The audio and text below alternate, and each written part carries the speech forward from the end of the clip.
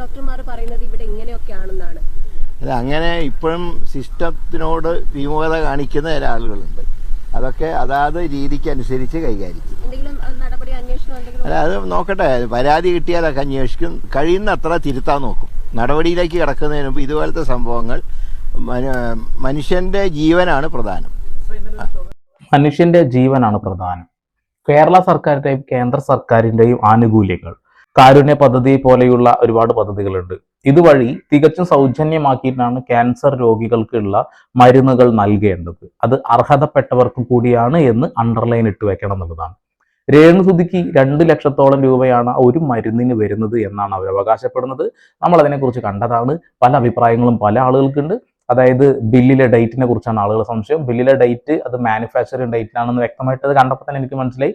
അതുകൊണ്ട് തന്നെ ഞാൻ അതിനെക്കുറിച്ചൊന്നും ചിന്തിച്ചിട്ട് പോലുമില്ല എന്നുള്ളതാണ്. പക്ഷേ പറയാൻ ഉദ്ദേശിക്കുന്ന കാര്യം മറ്റൊന്നാണ്. മെഡിക്കൽ കോളേജുമായി സംസാരിക്കുമ്പോൾ അവർ പറയുന്ന കാര്യങ്ങൾ എന്താണെന്ന് വെച്ചാൽ, BPL കാർഡുള്ള ആളുകൾ എന്ത് ചെയ്യണം? അവിടെ കൃത്യമായിട്ട് അപേക്ഷ നൽകേണ്ടതായിട്ടുണ്ട്. സാമ്പത്തികം തീരെ ഇല്ലാത്ത ആളുകൾക്കൊക്കെ തീർച്ചയായിട്ടും ഇത് ഉപയോഗിക്കാൻ കഴിയുന്ന കാര്യം തന്നെയാണെന്നുള്ളതാണ്. രേണുസുതിയുടെ കാര്യമാണ് ഞാൻ ചോദിക്കുന്നത് എന്ന രീതിയിൽ ചോദിച്ചു കഴിഞ്ഞാൽ അവർ മറുപടിയൊന്നും തരില്ല. അതുകൊണ്ട് സാധാരണക്കാർ സംസാരിക്കുന്നത് പോലെ സാധാരണക്കാരുടെ ആവശ്യം എന്ന രീതിയിൽ വേണം സംസാരിക്കാൻ. അല്ലാത്ത പക്ഷം അവർ മിണ്ടാൻ ഒരു തരത്തിലും സപ്പോർട്ടല്ല എന്നുള്ളതാണ്. രേണുവിന്റെ ചേച്ചി പറഞ്ഞ ആ ഒരു വീഡിയോ ഒന്നും കൂടി കേൾക്കാം. അത് കഴിഞ്ഞ് 2 ശബ്ദ സന്ദേശം കേൾപ്പിക്കാനുണ്ട്. ക്യാൻസർ പേഷ്യൻസ് തന്നെയാണോ അതിൽ വോയിസ് അയച്ചേക്കുന്നതും എനിക്കറിയില്ല. ഇതിപ്പോ ഞാൻ മരിക്കാൻ വേണ്ടി തന്നെ ആഗ്രഹിക്കുന്ന കുറച്ച് പേരും ഈ ഒരു ബ്ലോഗേഴ്സിലുണ്ടെന്നാണ് എനിക്ക് തോന്നുന്നത്. ഞാൻ അവർക്കൊന്നും ഒരു രോഗം ചെയ്തില്ല. നിങ്ങൾ ആരും എനിക്ക് ഒരു ഉപകാരം ചെയ്യണം. നിങ്ങൾ ഉപദ്രവിക്കാൻ മതി. ഞാൻ എങ്ങനെയും മരുന്നുമായിട്ട് ഞാൻ ജീവിച്ചു പോട്ടെ. ഞാൻ ഈ സൈഡിൽ ഒരു കമന്റ് ബോക്സിലെ കമന്റ് ആണ് ഇടാൻ പോകുന്നത്. നിങ്ങൾ കണ്ടോളൂ, ഞാൻ വായിക്കുന്നൊന്നുമില്ല. രേണുവിന്റെ അസുഖവുമായി ബന്ധപ്പെട്ടുകൊണ്ട് അവരുടെ ചികിത്സാർത്ഥം ഇത്ര രൂപ ആവശ്യമാണ് എന്ന് പറഞ്ഞുകൊണ്ട് ഏതൊരു ഫേസ്ബുക്ക് പോസ്റ്റാണ്, അതിന്റെ അടിയിൽ വന്ന കമന്റുകളാണ് നിങ്ങൾ കണ്ടുകൊണ്ടിരിക്കുന്നത്. ഒരാളും പോസിറ്റീവ് അല്ല, എല്ലാവരും നെഗറ്റീവാണ് പറയുന്നത്. എന്തുകൊണ്ടാണ് നെഗറ്റീവ് പറയുന്നത്? ഇത് ഞങ്ങളെ കാരണം കൊണ്ടാണോ? അല്ലെങ്കിൽ കമന്റ് ഇടുന്ന നെഗറ്റീവ് പറയുന്ന ആളുകൾ കാരണം കൊണ്ടാണോ? അല്ല, രേണുവിന്റെ നാക്ക് കാരണമാണ് എന്നുള്ളതാണ്. രേണുവിന് ഇപ്പോൾ വന്നിട്ടുള്ള HER2 പോസിറ്റീവ് വളരെ ഗൗരവമായിട്ടുള്ള, വളരെ ഗുരുതരമായിട്ടുള്ള ഒരു അസുഖമാണ്. വളരെ പെട്ടെന്ന് ശരീരത്തിൽ എല്ലാ ഭാഗത്തേക്കും അത് പടർന്നു പന്തലിക്കുകയും ആളുടെ ജീവൻ പോലും അപഹരിക്കാൻ സാധ്യത അത്യാവശ്യം കൂടുതലുണ്ട്. ശതമാനം ഞാൻ പറയുന്നില്ല എന്നുള്ളതാണ്. ആ ഒരു സാഹചര്യത്തിൽ പുറത്തിറങ്ങി നടക്കാനോ, ഉദ്ഘാടനങ്ങൾക്ക് പോവാനോ, മേക്കപ്പ് ഇടുവാനോ, പുറത്തുനിന്നുള്ള ഭക്ഷണം കഴിക്കുവാനോ, യാത്രകളോ ഒന്നും പാടില്ല. പക്ഷേ ഇവർക്ക് തന്നെ ഇവരുടെ അസുഖത്തെ കുറിച്ചിട്ട് ഇത്ര ധാരണയുണ്ടെങ്കിൽ, ഇപ്പൊ പറയുന്നു ഹെയർ പോസിറ്റീവ് എന്താണെന്നുള്ള എത്ര ധാരണയുണ്ടെങ്കിൽ, അവരുടെ ഫാമിലി തന്നെയാണ് ഈ രേണുവിനെ പറഞ്ഞ് മനസ്സിലാക്കി കൊടുക്കേണ്ടത്. നിങ്ങൾക്ക് ഇത്തരം ഒരു അസുഖമാണ് ഉള്ളത് എന്നുള്ളത്. രേണുവിനത് അറിയില്ല. അതിനിടയിൽ രേണു പറഞ്ഞ മറ്റൊരു കാര്യം കൂടി ഉണ്ട്, അത് ഞാൻ കാണിച്ചു തരാം. അത് വീടിനകത്ത് തന്നെ കിടക്കുന്നുണ്ട് എന്നുള്ളതാണ്. ഇത്ര ഗൗരവമായിട്ടുള്ള ഒരു അസുഖം പിടിച്ച് കിടക്കുന്ന ഒരു മനുഷ്യൻ മരിച്ചു പോകണമെന്ന് ആഗ്രഹിക്കുന്ന ആളുകൾ ആരാണ് എന്ന് എനിക്കൊരു പിടുത്തവുമില്ല. എന്തായാലും അവർക്ക് നന്മ വരട്ടെ, നല്ലത് വരട്ടെ എന്ന് തന്നെയാണ് ഞാനും എൻ്റെ സബ്സ്ക്രൈബേഴ്സും എൻ്റെ ഫോളോവേഴ്സും ഒക്കെ പറയുന്നത്. ഇതുവരെ ഒരാൾ മരിച്ചു പൊക്കോട്ടെ അവൾ എന്നൊന്നും എൻ്റെ കമന്റ് ബോക്സിൽ പറഞ്ഞിട്ടില്ല എന്നുള്ളതാണ്. അത്രക്ക് മനുഷ്യത്വരഹിതമായി പെരുമാറുന്ന ആളുകളല്ല നമ്മുടെ ചുറ്റിലുള്ള ആളുകൾ. ചില ആളുകൾ അങ്ങനെ ആയിരിക്കും. എല്ലാവരും ഒരുപോലെ ആണെങ്കിൽ നാടങ്ങ് നന്നാവില്ലേ? അപ്പൊ അതിലൊരു അർത്ഥമില്ല എന്നുള്ളതാണ്. പക്ഷെ രേണു ഈ കാണിച്ചു കൂട്ടിയ കോപ്രായത്തരങ്ങൾക്കാണ് ഇപ്പൊ പണി കിട്ടിയിട്ടുള്ളത്. ഇപ്പൊ വീണ്ടും കിടന്നിട്ട് കമന്റ് ബോക്സിൽ കിടന്ന് മെഴുകുന്ന കുറെ ചേച്ചിമാര്, ഫേസ്ബുക്കിൽ വഴി വന്നിട്ട് കൊലവിളി നടത്തുന്ന കുറെ ചേച്ചിമാര്, കൂടോത്രമൊക്കെ ചെയ്യുന്ന കുറെ ചേച്ചിമാര്. ആ ചേച്ചിമാരോടാ പറയാനുള്ളത്. രേണു പറഞ്ഞത് എനിക്ക് ക്യാൻസർ ആണ്, എനിക്ക് ഒരു കീമോക്ക് 2 ലക്ഷം രൂപയുടെ മുകളിൽ വില വരുന്നുണ്ട് എന്നുള്ളതാണ്. ഉടനെ തന്നെ ബ്രസ്റ്റ് ക്യാൻസർ ആയിട്ടുള്ള ആളുകൾ ഭയപ്പെടും. ഇപ്പൊ 2 ദിവസം 3 ദിവസമൊക്കെ ആയിട്ട് കണ്ടെത്തിയ ആളുകളുണ്ടാവും ഇതേ അസുഖം. അവരെന്ത് ചെയ്യും? ഇത്ര ഭാരിച്ച തുക എവിടുന്ന് കണ്ടെത്തും? സാമ്പത്തികമില്ലാത്ത ആളുകളെ കുറിച്ചാണ് ഞാൻ പറയുന്നത് കേട്ടോ. അതിനിടയിൽ ഒരാൾ പറയാണ് കേരളത്തിലെ ആശുപത്രികൾ അത്രക്ക് മികച്ചതായതുകൊണ്ടാണല്ലോ മമ്മൂട്ടി ക്യാൻസർ വന്നപ്പോൾ വിദേശ രാജ്യത്തേക്ക് പോയത് എന്നുള്ളത്. മമ്മൂട്ടിക്ക് ക്യാൻസർ ആണെന്ന് ആരാ പറഞ്ഞേ? അതൊന്ന് കറക്റ്റായിട്ട് പറയണം കേട്ടോ. മമ്മൂട്ടിക്ക് ക്യാൻസർ ബാധിച്ചിട്ടാണ് അദ്ദേഹം അവിടെ പോയത് എന്നുള്ളത്. ഓക്കെ, ഇനി വിഷയത്തിലേക്ക് കടക്കാം. ഈ ക്ലിപ്പും കൂടി ഒന്ന് കാണണം. ട്രിവാൻഡ്രം മെഡിക്കൽ കോളേജിൽ നിന്നാണ് അത് വാങ്ങുന്നത്. അതിന്റെ പ്രൈസ് ബില്ലും ഇതിൽ എഴുതിയിട്ടുണ്ട്.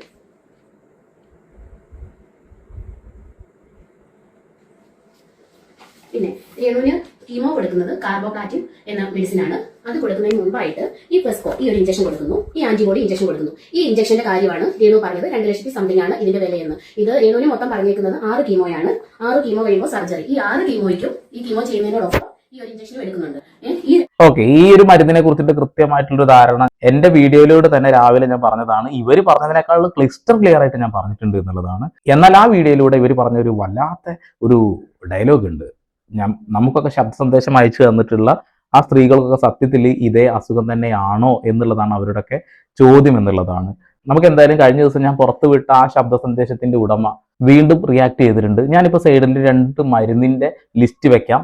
ഈ മരുന്ന് ഇവർക്ക് തികച്ചും സൗജന്യമായിട്ട് കിട്ടിയതാണ്. പക്ഷെ അതിന്റെ MRP നിങ്ങൾ കണ്ടില്ലേ, 17,787.21 രൂപ. ഇത്ര രൂപയാണ് മരുന്ന് വരുന്നത്. പക്ഷെ ഈ മരുന്ന് തികച്ചും സൗജന്യമായിട്ട് കിട്ടിയതാണ്. രേണുസുധിയുടെ ചേച്ചി കാണിച്ച മരുന്നിന്റെ വില ഏകദേശം 2 മുതൽ 3 ലക്ഷം രൂപ വരെ വരും. പുറത്തുനിന്ന് വാങ്ങുകയാണെന്നുണ്ടെങ്കിൽ, മെഡിക്കൽ കോളേജിൽ നിന്നാണെന്നെങ്കിൽ, അവർക്ക് മെഡിക്കൽ ഇൻഷുറൻസ് ഉണ്ട് എങ്കിൽ, അവർ കാരുണ്യ പദ്ധതിയുടെ ഭാഗമായിട്ടാണ് ഇത് ചെയ്യുന്നത് എങ്കിൽ, കേന്ദ്ര ഗവൺമെന്റിന്റെ പദ്ധതിയുടെ ആനുകൂല്യങ്ങൾ പറ്റിയാണ് ഇത് ചെയ്യുന്നതെങ്കിൽ, അവർക്ക് മെഡിക്കൽ സ്റ്റോറിൽ നിന്ന് വാങ്ങുന്ന ഈ ഫണ്ടിന്റെ ഇത്ര ശതമാനം രൂപ ഗവൺമെന്റ് കൊടുക്കണമെന്ന് നിയമമുണ്ട്. ആ നിയമങ്ങളെയൊക്കെ കാറ്റിൽ പറത്തിക്കൊണ്ടാണ് അവരിപ്പോൾ പറയുന്നത്. അതായത് ഒരു ആനുകൂല്യവും അവർക്ക് മെഡിക്കൽ കോളേജിൽ കിട്ടിയില്ല എന്നൊരു തെറ്റായ സന്ദേശങ്ങൾ തന്നെയാണ് അവർ നൽകിയിട്ടുള്ളത്. എന്തായാലും എനിക്ക് രാവിലെ മെസ്സേജ് അയച്ചിട്ടുണ്ടായിരുന്നു. ആ ഒരു സ്ത്രീ ഭയങ്കര വിഷമിച്ചിട്ടുണ്ടായിരുന്നു. ഒരുപാട് ആളുകൾ ആ കമന്റ് ബോക്സിൽ സപ്പോർട്ട് ചെയ്താണ്. എന്തുകൊണ്ടാണ് അവർ സംസാരിച്ചത് എന്നുള്ളത് ഒന്ന് കേൾക്കാം. എനിക്കിത് 3 മാസത്തിൽ ഒരിക്കൽ എടുക്കേണ്ട ഇഞ്ചക്ഷൻ ആണ്. പാക്കറ്റിൽ MRP യഥാർത്ഥ MRP തന്നെ എഴുതിയേക്കും.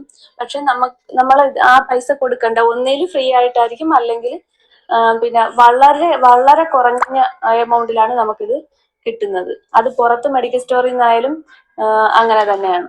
അവരെനിക്ക് അയച്ചു തന്ന മരുന്നിന്റെ ഞാൻ അതിന്റെ ഡീറ്റെയിൽസും കാര്യങ്ങളൊക്കെ ഗൂഗിളൊക്കെ ചെയ്ത് നോക്കിയപ്പോൾ അവർ പറഞ്ഞ കറക്റ്റാണ്, 3 മാസത്തിൽ ഒരിക്കൽ ചെയ്യേണ്ട മരുന്നാണ്.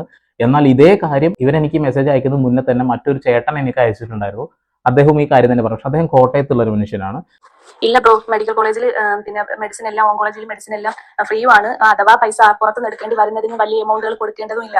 ഞാൻ പലരിടത്തും ഇത് വെച്ചിട്ടല്ല, രേഷ്മയുടെ കാര്യം വെച്ചിട്ടല്ല, എനിക്ക് അസുഖം ഇതാണെന്ന് അറിഞ്ഞ് ഞാൻ അവിടെ ട്രീറ്റ്മെന്റിന് പോകുന്ന സമയം മുതൽ ഞാൻ ഓരോ കാര്യവും ഓരോരുത്തരുടെ ചോദിച്ചു, ഒരാളടുത്ത് മാത്രമല്ല പലരോടും ചോദിച്ച് ഓരോ കാര്യങ്ങൾ മനസ്സിലാക്കുന്നതാണ്. കാരണം എന്താണെന്ന് വെച്ചാൽ ഞങ്ങൾക്കും എന്തൊക്കെയാണ് ഞങ്ങൾക്ക് അറിയത്തില്ല ഇത് എങ്ങനെയാണ്, എന്താണ്, എവിടെ നിന്നൊക്കെ നമുക്ക് പിന്നെ ഓരോ ആനുകൂല്യങ്ങൾ കിട്ടും, ഡിസ്കൗണ്ട് കിട്ടും, ഇതെല്ലാം നമുക്ക് അറിയണമല്ലോ. ഓരോരുത്തരും എനിക്ക് പറഞ്ഞു തന്ന കാര്യങ്ങൾ വെച്ചിട്ടാണ്. കാരണം എനിക്കോ എന്റെ ഹസ്ബൻഡിനോ ഇതിനെക്കുറിച്ചൊന്നും ഒന്നും അറിയത്തില്ലായിരുന്നു, ഹോസ്പിറ്റൽ കാര്യങ്ങളൊന്നും. കാരണം ഞങ്ങൾ എന്റെ ഡെലിവറിക്ക് അല്ലാതെ മറ്റൊരു അസുഖത്തിന് വേണ്ടിയിട്ട് ഞങ്ങൾ ഹോസ്പിറ്റലിൽ പോയിട്ട് അങ്ങനെ ഒന്നും ഇല്ല. അതുകൊണ്ട് ഞങ്ങൾക്ക് അറിയത്തില്ല. അതുകൊണ്ട് ഞങ്ങൾ ഓരോരുത്തരടുത്തും, അവിടെ ഇരിക്കുന്ന ഓരോരുത്തരടുത്തും, അതായത് ഈ ട്രീറ്റ്മെന്റിന് വരുന്ന ഓരോരുത്തർക്കും ആർക്കും ഒന്നും പറഞ്ഞു തരാൻ ഒരു മടിയോ അങ്ങനെ ഒന്നുമില്ല. എല്ലാ കാര്യങ്ങളും കൃത്യമായി പറഞ്ഞു തരും. അതുപോലെ തന്നെ മെഡിക്കൽ കോളേജിൽ നമുക്ക് കിട്ടുന്ന ആനുകൂല്യങ്ങൾ, നമുക്ക് എവിടെ പോയി ബ്ലഡ് ടെസ്റ്റ് ചെയ്താൽ നമുക്ക് ഡിസ്കൗണ്ട് കിട്ടും, അങ്ങനെ എല്ലാം നമുക്ക് അവിടെ മെഡിക്കൽ കോളേജ്, ഓങ്കോളജിയിൽ നമുക്ക് ഒരാൾ എല്ലാം പറഞ്ഞു തരാൻ വേണ്ടിയിട്ട് തന്നെ പ്രത്യേകമായിട്ട് ഇരിപ്പുണ്ട്. നമുക്ക് ഫോമുകൾ ഫില്ല് ചെയ്ത് തരാനും, ഡോക്ടർ സർട്ടിഫിക്കറ്റിന് വേണ്ടിയിട്ട്, പിന്നെ ഈ ക്യാൻസർ രോഗിക്കുള്ള പെൻഷൻ ഉണ്ടല്ലോ, അതിന് വേണ്ടിയിട്ട് എല്ലാം അവിടെ തന്നെ ഒരാൾ ഇതിനായിട്ട് ഇരിപ്പുണ്ട്. അവർ തന്നെ നമുക്ക് എല്ലാ കാര്യങ്ങളും പറഞ്ഞു തരും. നമ്മൾ ഈ ഇതിന് വേണ്ടിയിട്ട് ചെല്ലുമ്പോൾ തന്നെ നമ്മളടുത്ത് എല്ലാ ഡീറ്റെയിലും അവർ തിരക്കി നമുക്ക് എന്തെല്ലാം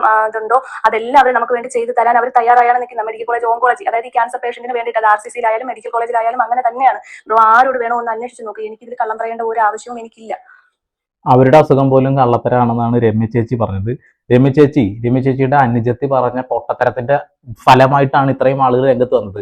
എനിക്ക് ഹെയർ പോസിറ്റീവ് ആയിരുന്നു എന്ന് പറഞ്ഞിരുന്നെങ്കിൽ എല്ലാവർക്കും അതിനെക്കുറിച്ച് അറിയാമായിരുന്നു എന്നുള്ളതാണ്. പക്ഷേ നിങ്ങളുടെ അനുജത്തി, നാക്കുകൊണ്ട് നിങ്ങളുടെ ചേച്ചിയാണ്, അവർ പറഞ്ഞ വാക്കുകൾ കാരണമാണെന്നുള്ളതാണ്. ഇവർ വളരെ ക്രിട്ടിക്കൽ ആയിട്ടുള്ള സ്റ്റേജിൽ തന്നെയാണ് ഇപ്പോൾ നിൽക്കുന്നത്. ദയവ് ചെയ്ത് എല്ലാവരും അവർക്ക് വേണ്ടി പ്രാർത്ഥിക്കുക. എല്ലാ വീഡിയോയിലും പറഞ്ഞ പോലെ പ്രാർത്ഥിക്കുക. പ്രാർത്ഥനയുടെ കൂട്ടത്തിൽ അവരുടെ അസുഖം മാത്രം മാറിയ പോരാ, അവരുടെ ആ ഒരു നാക്കുണ്ടല്ലോ, ആ നാക്കുപിഴയൊന്ന് ശ്രദ്ധിക്കാൻ കൂടി പ്രാർത്ഥിക്കുക. നമ്മൾ പ്രാർത്ഥിച്ചുകൊണ്ട് അത് നടക്കില്ല. കാരണം ചൊട്ടയിലെ ശീലം ചുടല വരെ എന്നാണല്ലോ. പ്രത്യേകിച്ച് ഇപ്പോൾ ക്യാൻസർ പേഷ്യന്റിന്റെ എണ്ണം വർദ്ധിച്ചു വരുന്ന സാഹചര്യം കൂടിയാണ് ഇപ്പോൾ മുന്നോട്ട് പോകുന്നത്. അതുകൊണ്ട് തന്നെ ഇതിൽ കള്ളം പറഞ്ഞിട്ട് എന്ത് നേടാനാണ്? എനിക്ക് കള്ളം പറഞ്ഞിട്ട് എന്ത് നേടാനാണ്? ആർക്കെങ്കിലും നമ്മളെ കൊണ്ട് ഒരു ഉപകാരം ഉണ്ടാവുന്നെങ്കിൽ ഉണ്ടാവട്ടെ എന്ന് കരുതിയിട്ട് ആരെയും പേടിപ്പിച്ചോ, ചികിത്സ നിഷേധിച്ചോ, അല്ലെങ്കിൽ എനിക്ക് ചികിത്സിക്കാൻ നിവർത്തിയില്ല അതുകൊണ്ട് ഞാൻ ചികിത്സിക്കുന്നില്ല എന്ന് പറഞ്ഞ ഓരോരുത്തരെയും മരണത്തിന്റെ വക്കിലേക്ക് തള്ളിവിടേണ്ട കാര്യമില്ലല്ലോ. നമുക്ക് അറിയാവുന്ന കാര്യം പറയണമല്ലോ. അതുകൊണ്ട് എന്റെ അനുഭവം വെച്ച് ഞാൻ പറഞ്ഞത്, ഞാൻ ആരോട് വേണോ അന്വേഷിച്ചിട്ട് ഞാൻ നിങ്ങൾക്ക് അതിന്റെ ഡീറ്റെയിൽ ഞാൻ ഇട്ട് തരാം. ഓക്കെ. ആ ആശുപത്രികളിൽ കൃത്യമായിട്ട് ഹെൽപ്പ് ഡെസ്ക് ഉണ്ടാവും. ഇപ്പം ഞാൻ കുറേ വിളിച്ചു, ഞായറാഴ്ച കാരനാണോ അറിയില്ല, എടുക്കുന്നതന്നെ എന്നുള്ളതാണ്. എന്നാൽ അടുത്തുള്ള ഒരുപാട് സുഹൃത്തുക്കൾ എനിക്ക് തിരുവനന്തപുരത്തൊക്കെ ഉണ്ട്. അവരൊക്കെ വിളിച്ച് അന്വേഷിച്ചു, അവരൊക്കെ അന്വേഷിക്കാൻ ചെന്നു. കാര്യം മനസ്സിലായിട്ടുണ്ട്. രേണുവിനുള്ള മരുന്നൊക്കെ വാങ്ങിയ പരിസരമൊക്കെ ഒന്ന് തന്നെയാണ്. പക്ഷേ ഒന്നേ ഉള്ളൂ, ഇവിടെ രേണുവിന് മെഡിക്കൽ കാർഡ് ഇല്ലാത്തതും അതേപോലെ തന്നെ APL അല്ല BPL ആണ്. എന്നിട്ടും അവർക്ക് ഇതൊന്നും കിട്ടാതെ പോകുന്നത് എന്തുകൊണ്ട്? ചേച്ചി പറയുന്നു ഫ്രീ ആയിട്ട് കിട്ടുന്ന സാഹചര്യങ്ങൾ ഉണ്ടോ എന്നുള്ളത്. ചേച്ചി ഫ്രീ ആയിട്ട് കിട്ടുന്ന സാഹചര്യങ്ങളെ കുറിച്ച് തന്നെയാണ് കഴിഞ്ഞ വീഡിയോയിൽ ഞാൻ പറഞ്ഞിട്ടുള്ളത്. നിങ്ങൾ ആ രീതിയിൽ അന്വേഷിക്കണം എന്നുള്ളതാണ്. പിന്നെ രേണു പറയുന്ന സമയത്ത് രേണുവിന്റെ വീഡിയോസ് ഉണ്ടല്ലോ, അതൊക്കെ ഒന്ന് ശരിക്കും ഒന്ന് നല്ല രീതിയിൽ ആലോചിച്ച് പറയുക. രേണു ആദ്യം തന്നെ കിച്ചുവിനെ വലിച്ചു കീറാൻ ഇട്ട് കൊടുത്തു. അതോടുകൂടിയിട്ടാണ് നെഗറ്റീവ് വന്നത്. കിച്ചുവിനെ കുറിച്ച് കമ എന്നൊരു അക്ഷരം വേണ്ടിയില്ല എങ്കിൽ അവരുടെ ചികിത്സയുമായി ബന്ധപ്പെട്ടുകൊണ്ട് അവർ പറയുന്ന വാക്കുകളെ കുറിച്ച് ആരും ചിന്തിക്കുക പോലും ഇല്ലായിരുന്നു എന്നുള്ളതാണ്. കിച്ചുവിനെ വലിച്ചു കീറാൻ ഇട്ട് കൊടുത്തു. പിറ്റേ ദിവസം മുതൽ ആളുകൾ നോക്കാൻ തുടങ്ങി. അങ്ങനെയുള്ള വീണ്ടും ഇവർ ആ ഒരു ക്യാരക്ടറിലേക്ക് കയറി വന്നത്. അല്ലെങ്കിൽ ഇവരിപ്പോഴും ആ ചികിത്സയുമായി ബന്ധപ്പെട്ടുകൊണ്ട് അതുമായി ബന്ധപ്പെട്ടുള്ള വീഡിയോ ചെയ്തുകൊണ്ട് മുന്നോട്ട് പോകുന്ന കൊല്ലം സുധിയുടെ ഭാര്യ രേണു സുധി എന്ന് മാത്രമായിട്ട് അറിയപ്പെട്ടിരുന്നു എന്നുള്ളതാണ്. പക്ഷെ വിഡ്ഢിത്തരങ്ങൾ പറഞ്ഞുകൊണ്ടാണ് അവർക്ക് പണി കിട്ടിയത്. നമുക്ക് പിന്നെ ആരോടും ഒരു വൈരാഗ്യമോ പകയോ അല്ലെങ്കിൽ അവരെ മോശമായി ചിത്രീകരിക്കാനോ ഒന്നിനുമല്ല. ഇതൊക്കെ എല്ലാവരും അറിഞ്ഞിരിക്കേണ്ട കാര്യങ്ങളാണ്. ഒന്നും അറിഞ്ഞുകൂടാതെ ഹോസ്പിറ്റലിൽ പോയി പോയാൽ പോലും നമുക്ക് എല്ലാ കാര്യങ്ങളും പറഞ്ഞു തരാൻ വേണ്ടിയിട്ട് അവിടെ പ്രത്യേകം ഇതിനായിട്ട് ഇരിപ്പുണ്ട്. ഒരു സ്റ്റാഫ് ഇതിനായിട്ടുണ്ട് അവിടെ. നമുക്ക് എല്ലാ കാര്യങ്ങളും പറഞ്ഞു തരാനും എവിടെ നിന്നൊക്കെ നമുക്ക് സഹായം കിട്ടും, സർക്കാരിൽ നിന്ന് ഏതൊക്കെ സ്ഥലങ്ങളിൽ നിന്ന് എവിടെയൊക്കെ അപേക്ഷ കൊടുത്താൽ നമുക്ക് ചികിത്സിക്കാനുള്ള തുക നമ്മുടെ അക്കൗണ്ടിൽ വരും, ഇതെല്ലാം നമുക്ക് അവർ പറഞ്ഞു തരാനും അതിന്റെയൊക്കെ ഫോമുകൾ എഴുതി തരാനും എല്ലാത്തിനും വേണ്ടിയിട്ട് പ്രത്യേകം ഒരു സ്റ്റാഫിനെ അവിടെ ഇരുത്തിയിട്ടുണ്ട് ഓങ്കോളജി ഡിപ്പാർട്ട്മെന്റിൽ. പിന്നെ അതുപോലെ RCCയിലും അതുപോലെ തന്നെ ഉണ്ട്. കാരണം ക്യാൻസർ പേഷ്യന്റിന്റെ കൂടെ അവിടെയുള്ള ഡോക്ടർമാരായാലും സ്റ്റാഫുകളായാലും എല്ലാവർക്കും ഒരു പ്രത്യേക സ്നേഹമാണ്. അതൊക്കെ ഞാൻ അനുഭവിച്ചോളാണ്. അതുകൊണ്ടാണ് ഞാൻ പറയുന്നത്. അല്ലാതെ ആരെയും മോശമായി ചിത്രീകരിക്കാനോ അല്ലെങ്കിൽ കളിയാക്കാനോ അങ്ങനെയൊന്നുമല്ല. ഇത് എല്ലാവരും അറിഞ്ഞിരിക്കേണ്ട ഒരു കാര്യമാണ്. കാരണം ഇപ്പോൾ ക്യാൻസർ പടരുന്നതിന് ഭയങ്കരമായി ഓരോ വീട്ടിലും ഒരാളെങ്കിലും ഒരു ക്യാൻസർ പേഷ്യന്റ് ഉണ്ട്. അത്രമാത്രം ഇപ്പം ക്യാൻസർ പേഷ്യന്റ് കൂടിക്കൊണ്ടിരിക്കുന്നതാണ്. ഓരോ OP ദിവസങ്ങളിൽ ഞാൻ പോകുമ്പോൾ ഞാൻ കാണുന്നതാണ്. ഓക്കെ, അവർക്ക് ഭയങ്കര സങ്കടം വന്നിട്ടോ ആ ചേച്ചിയുടെ വീഡിയോ കണ്ടിട്ട്. ഞങ്ങളെല്ലാവരും നുണ പറഞ്ഞുകൊണ്ടാണ് വീഡിയോ ചെയ്യുന്നത്, അല്ലെങ്കിൽ നുണയാണോ ഞാൻ പറഞ്ഞു തന്നത് എന്നുള്ള ഒരു തെറ്റായ സന്ദേശം വീണ്ടും ചേച്ചി പുറത്തേക്ക് ഇട്ട് കൊടുത്തു എന്നുള്ളതാണ്. ചേച്ചി ഈ അസുഖവുമായി ബന്ധപ്പെട്ടുകൊണ്ട് പറയുന്ന കാര്യങ്ങൾ താങ്കളുടെ നേഴ്സ് ആയതുകൊണ്ട് ഞങ്ങൾക്ക് വിശ്വസിക്കാൻ കുറച്ചൊക്കെ എളുപ്പമായിരിക്കും. എന്നാൽ പോലും ചില ആളുകൾ വിശ്വസിക്കില്ല. നേരെ തിരിച്ച് രേണു ഇങ്ങനെ പറയുമ്പോൾ ഞങ്ങൾക്ക് വിശ്വസിക്കാൻ ഭയങ്കര പാടായിരിക്കും. ഇപ്പൊ ഈ ഒരു അസുഖത്തെക്കുറിച്ച് കൃത്യമായിട്ടൊരു പഠനം നടത്തിയിട്ടുള്ള ഒരു വ്യക്തിയാണ് ഞാൻ. അത് കഴിഞ്ഞ വീഡിയോയിൽ പറയും ചെയ്തിട്ടുണ്ട്. വളരെ ക്രിട്ടിക്കൽ ആയിട്ടുള്ള ഒരു അസുഖം തന്നെയാണ്. പക്ഷെ എന്ത് പറയാനാണ്, നമ്മൾ എത്ര വലിയ അസുഖം വന്നാലും നമ്മുടെ നാക്ക് വിനയായാൽ പണി തന്നെയല്ലേ, അത്രേ ഉള്ളൂ. ബാക്കി കൂടി കേൾക്കണം നിങ്ങൾ. കാരണം ഇവരെയൊക്കെയാണ് ചേച്ചി വലിച്ചു കീറാൻ ഇട്ടത് എന്നുള്ളതാണ്. അങ്ങനെ വലിച്ചു കീറിട്ട് കൊടുക്കാനുള്ളതല്ല. ഇവരൊക്കെ മാന്യം മര്യാദക്ക് ഒരാളുടെ മുന്നിലും തെണ്ടാതെ തന്നെ അവരെ കൊണ്ട് കഴിയുന്ന രീതിയിൽ ചികിത്സിച്ച് മുന്നോട്ട് പോകുന്ന ആളുകളാണ്. ഒരാളെടുത്ത് പോലും ഒരാൾ ചെല്ലുന്നില്ല എന്നുള്ളതാണ്. അതാണ് ബ്രോ ഞാനും പറയുന്നത്. നമ്മളൊക്കെ മോശക്കാരായിട്ടാണ് അവർ ചിത്രീകരിച്ചത്. അതായത് നമുക്ക് കിട്ടാത്തത് എന്തൊക്കെയോ അവർക്ക് കിട്ടുന്നു, അതിന്റെ എന്തോ പിന്നെ ജലസി വെച്ചിട്ടാണ് ഞങ്ങൾ സംസാരിക്കുന്നത്, അങ്ങനെയൊക്കെയാണ് പറയുന്നത്. ഞങ്ങൾ ഒരിക്കലും അങ്ങനെ ഞങ്ങൾ അനുഭവിക്കുന്നതുകൊണ്ട് എന്നെ പോലെയുള്ള ഓരോരുത്തരും അനുഭവിക്കുന്നത് ഞങ്ങൾക്ക് അറിയാൻ പറ്റും. അപ്പൊ നമ്മൾ എന്തിനാണ് അവരെ ഈ അസുഖം ഉള്ളവരെ കൂടി നമ്മൾ അങ്ങനെ കാണേണ്ട കാര്യമില്ല. ഒരിക്കലും ഞാൻ അങ്ങനെ വെച്ചിട്ടൊന്നും പറഞ്ഞതല്ല. ഒരുപാട് പേര് ഇതിനെക്കുറിച്ച് അറിയാത്തവരുണ്ട്. ഇനിയും രോഗികളുടെ എണ്ണം കൂടിക്കൊണ്ടിരിക്കും. ഇതൊന്നും അറിയാത്ത എത്രയോ പേര് അവിടെ ചെന്ന് പെട്ടിട്ട് എന്ത് ചെയ്യണമെന്ന് അറിയാതെ ബന്ധപ്പെട്ടു. അപ്പൊ അതൊക്കെ വെച്ചിട്ടാണ് ഞാൻ പറഞ്ഞത്. അല്ലാതെ ആരെയും മോശക്കാരായി ചിത്രീകരിക്കാനോ കളിയാക്കാനോ ഒന്നിനു വേണ്ടിയിട്ടല്ല ഞാൻ പറഞ്ഞത്. എന്റെ അനുഭവം ഞാൻ പങ്കുവച്ചു. എന്നെ പോലെ ഞാൻ ട്രീറ്റ്മെന്റ് എടുക്കുന്ന സ്ഥലത്ത് ഓരോരുത്തരുടെയും അനുഭവം ഇതാണ്. അതുകൊണ്ടാണ് ഞാൻ പറഞ്ഞത്. അല്ലാതെ എനിക്കൊന്നും നേടാൻ വേണ്ടിയിട്ടൊന്നും അല്ല ഞാൻ പറഞ്ഞത്. ഇവരുടെ അനുഭവമാണ് പറഞ്ഞിട്ടുള്ളത്. ഇവർ പറഞ്ഞ കാര്യത്തിൽ തെറ്റുമില്ല. എനിക്ക് ഇത്ര മരുന്നിന് ഇത്ര ചെലവ് വന്ന് എനിക്ക് ഇതാണ് അസുഖം എന്ന് വ്യക്തമായി പറഞ്ഞില്ലേ. നേരെ തിരിച്ച് രേണു എന്താ പറഞ്ഞത്? രേണു പറഞ്ഞത് എനിക്ക് ബ്രസ്റ്റ് ക്യാൻസർ ആണെന്ന് മാത്രമാണെന്നുള്ളതാണ്. അതിനിടയിൽ അനീഷ് വ്ലോഗ് ഒക്കെ ഏതൊരു ബില്ലൊക്കെ പുറത്തു വിട്ടിരുന്നു. 2,57,000 അങ്ങനെ എന്തൊക്കെ ബില്ലൊക്കെ പുറത്തു വിട്ടത് ഞാൻ കണ്ടിട്ടുണ്ടായിരുന്നു. ഞാൻ അതിലേക്കൊന്നും കടക്കുന്നില്ല. ഇത്രയും നാൾ ക്രൂശിച്ചിരുന്ന ആളുകളൊക്കെ പാവം തോന്നിയിട്ട് ഒന്ന് സപ്പോർട്ട് ചെയ്തു. പക്ഷെ അതിനിടയിലും കിച്ചുവിനെ എന്തെങ്കിലുമൊക്കെ പറയുകയാണെന്നുണ്ടെങ്കിൽ ഉടനെ തന്നെ അങ്ങ് തിരിക്കുന്നത് കാണുന്നുണ്ട്. എൻ്റെ സ്റ്റാൻഡിൽ നിന്ന് ഞാൻ ഒരിക്കലും മാറാൻ ആഗ്രഹിക്കുന്നില്ല, ഒരിക്കലും മാറാനും പോകുന്നില്ല. വലിച്ചു കീറാൻ ഇട്ട് കൊടുക്കുന്നത് ഒരു പാവപ്പെട്ട പയ്യന്റെ ജീവിതമാണ് എന്നുള്ള ബോധം കൂടി വേണമെന്നുള്ളതാണ്. പിന്നെ രേണുവിന്റെ അവസ്ഥ, രേണുവായിട്ട് ഉണ്ടാക്കിയെടുത്തിട്ടുള്ള ആ ഒരു പ്രത്യേക തരം ഒരവസ്ഥയിലൂടെയാണ് കടന്നു പോകുന്നത്. ഇത്രയും പൈസയൊന്നും ആവത്തില്ല, അതെനിക്ക് നല്ല ഉറപ്പുണ്ട്. അതുകൊണ്ടാണ് ഞാൻ ഇത്രയും ഉറപ്പിച്ച് പറയുന്നത്. ഇത്രയും പൈസയൊന്നും ആവത്തില്ല, അതെനിക്ക് നല്ല ഉറപ്പുണ്ട്. അതുകൊണ്ടാണ് ഞാൻ ഇത്രയും ഉറപ്പിച്ച് പറയുന്നത് തന്നെ. നമുക്ക് അവിടെ നിന്ന് കിട്ടുന്ന മെഡിസിന്റെ പാക്കറ്റിൽ യഥാർത്ഥ എമൗണ്ട് എഴുതിയേക്കും. പക്ഷെ നമുക്ക് ആ എമൗണ്ട് കൊടുക്കേണ്ടതില്ല. പിന്നെ ഒന്നിൽ തികച്ചും സൗജന്യമായിട്ടാണ് കിട്ടുന്നത്. അതല്ല എങ്കിൽ ഇച്ചിരി പൈസ കൊടുത്താൽ മതി. 1,000, 2,000 അല്ലെങ്കിൽ 5,000 രൂപയ്ക്ക് അകത്തേ ആവുന്നുള്ളൂ. ഇത്രയും എമൗണ്ട് ആവത്തില്ല എത്ര വില കൂടിയ മരുന്നായാലും. എനിക്ക് 17,000 രൂപയ്ക്ക് എടുക്കുന്ന ഇഞ്ചക്ഷൻ എനിക്ക് ഫ്രീ ആയിട്ടാണ് അകത്തുനിന്ന് കിട്ടിയത്. ഫ്രീ ആയിട്ട് അവിടുന്ന് തന്ന പാക്കറ്റിന്റെ അതാണ് ഞാൻ ഈ ഫോട്ടോ എടുത്തിട്ടേക്കുന്നത് പോലും. ഓക്കെ രേണുവിന് കൊടുക്കുന്നില്ല. കാരണം രേണു സെലിബ്രിറ്റി ആയതുകൊണ്ടും രേണുവിന്റെ കയ്യിൽ അത്യാവശ്യം നല്ല പൈസ ഉണ്ട്, സ്വന്തമായി കാറുണ്ട്, പിന്നെ വലിയൊരു വീടുണ്ട്, പിന്നെ നല്ലൊരു നാക്കുണ്ട്. ഇതൊക്കെ ഉള്ളത് കൊണ്ടൊക്കെ തന്നെ അവർക്കിത് നിഷേധിച്ചു എന്ന് നമ്മൾ കരുതുന്നു.